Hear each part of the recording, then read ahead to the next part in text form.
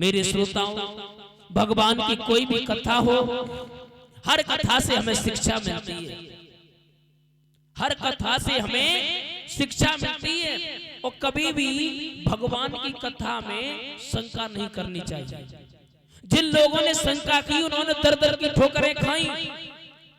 अरे एक बार देवऋषि नारद ने भगवान की कथा में शंका की और जब शंका की तो महाराज उनकी कोख से 12 बच्चा पैदा भये। परीक्षित महाराज हाथ जोड़ के खड़े हो गए, प्रभु हम एक बात बताओ, 12 बच्चा पैदा भये तो भये कैसे? हाँ, देवऋषि नारद क्यों 12 बच्चा कैसे पैदा भये? उसी समय श्री सुखदेव मुनि समझाने लगे, हे राजन परीक्षित, बिल्कुल चिंता मत करो, ये कथा हम तुम्हें विस्तार से श्रवणपान कराएंगे। एक समय की बात है, एक बार देवऋषि नारद और लीला पुरुषोत्तम भगवान श्री कृष्ण जी साथ में भ्रमण कर रहे थे। जब परीक्षित महाराज वो भ्रमण कर रहे थे तो इस मृत्य लोक पर आकर के देखा, क्या देखा? एक सूकरी रहे, सूकरी, और सूकरी का स्वभाव होता है कम से कम 12 बच्चा तक कम होता ही रहा है। हाँ, बस सूकरी को जैसे ही देखा और सूकरी को देखते समय देवऋषि नारद भगवान श्री कृष्ण जी से कहने लगे, हे प्रभु एक बात बताओ, ये जो भी बच्चे इन सबको ये बराबर प्रेम करती है? भगवान श्री कृष्ण कहने लगे, प्रत्यक्षम प्रमाणम, प्रत्यक्ष के लिए प्रमाण की आवश्यकता नहीं है, सामने देख लो। देवऋषि नारद उस बच्चे के पास में पहुंचे और जब उस बच्चे के पास में पहुंचे तो महाराज हुआ क्या? बच्चे के पास में पहुंचे, पहले बच्चे को जैसे ही पकड़ा एकदम से सूकरी खाने के लिए दौड़ पड़ी। देवऋषि नारद ने मन में विचार किया, हमें ये लगता है इस बच्चे पर ममता ज्यादा।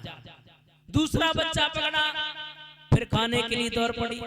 तीसरा बच्चा पकड़ा, फिर खाने के लिए दौड़ पड़ी। धीरे धीरे 12 बच्चे पकड़े, लेकिन देवऋषि नारद की शंका समाधान नहीं भाई। और जब नहीं भाई थोड़े और आगे बढ़े, थोड़े आगे बढ़े, थोड़ा आगे बढ़े,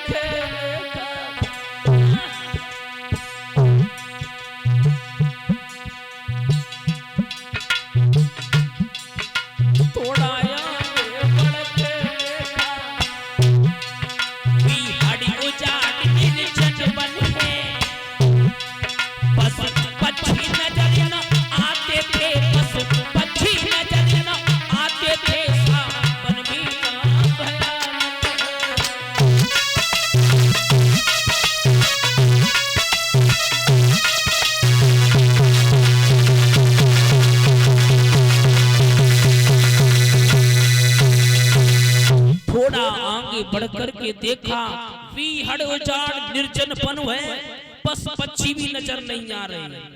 भगवान श्री कृष्ण जी ने देखा, भगवान श्री कृष्ण जी ने माया के द्वारा माताओं एक बहुत सुंदर सरोवर का निर्माण किया, लेकिन देवऋषि नारद को ये पता नहीं। हाँ, देवऋषि नारद को ये पता नहीं भगवान ने एक सरोवर का निर्माण किया। इतना निर्मल जल है, इतना निर्मल जल है माताओं, देख करके देवऋषि नारद मोहित हो गए। और जब मोहित हो गए तो देवऋषि नारद ने हाथ जोड़ के प्रार्थना की, प्रभु बोले कहो, बोले हम इसमें स्नान कर सकते हैं? बोले क्यों नहीं, जा कोई बात नहीं।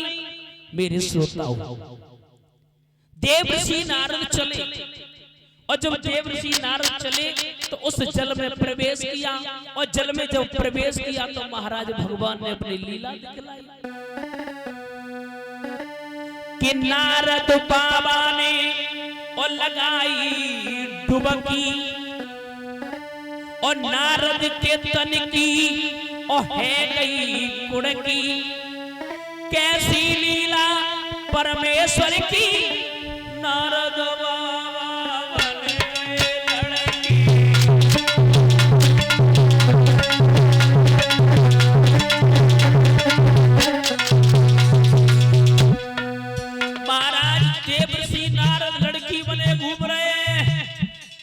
तो जई नहीं पतवा है, ना घर को ठिकानो है, ना घर को ठिकानो। नारद बाबा ने दवाई नारद के तन की है गई कुड़की, ऐसी लीला परमेश्वर की। नारद बाबा बन गए लड़की, नारद बाबा बन गए लड़की।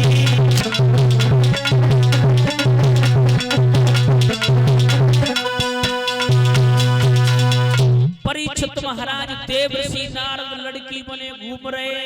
हाँ, भगवान ने एक राजा प्रगटाया और राजा को प्रगटाने के बाद में वो राजा जब पास में लड़की के पहुंचो,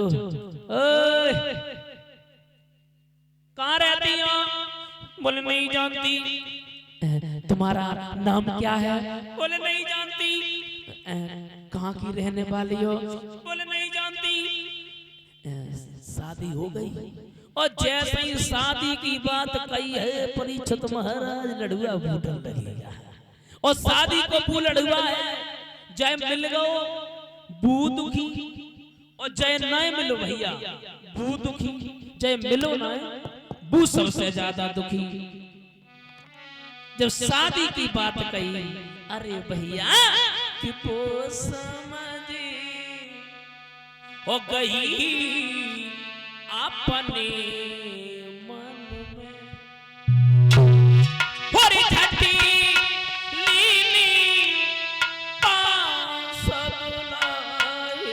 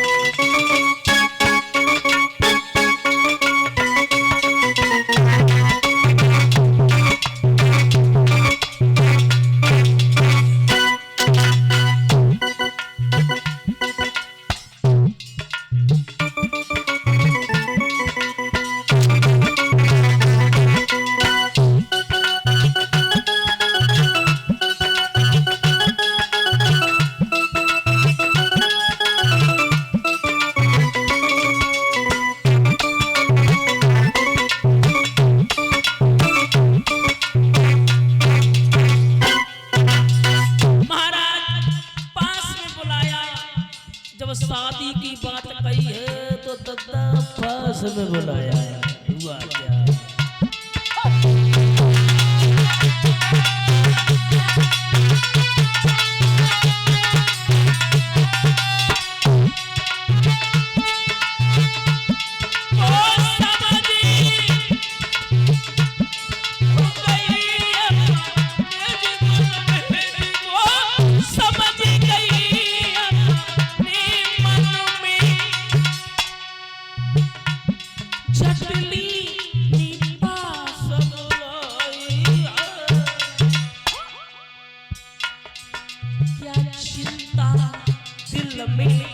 लगी क्या चिंता दिल में लगी